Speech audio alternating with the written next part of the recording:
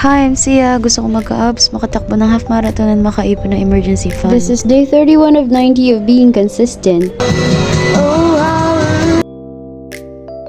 Sit down. Thank you. Good boy. Today yung tapos ng fast ko, kaya nag-withdraw muna ako ng pera pambili ng gulay tsaka ng manok. Nakita ko dito yung brother ko, ang pogi-pogi baga. Pumunta kami sa mineral water station para i-refill yung water container ko sa apartment. And then, hinatid na ako ni Papa dun sa palengke para bumili ng gulay tsaka ng manok.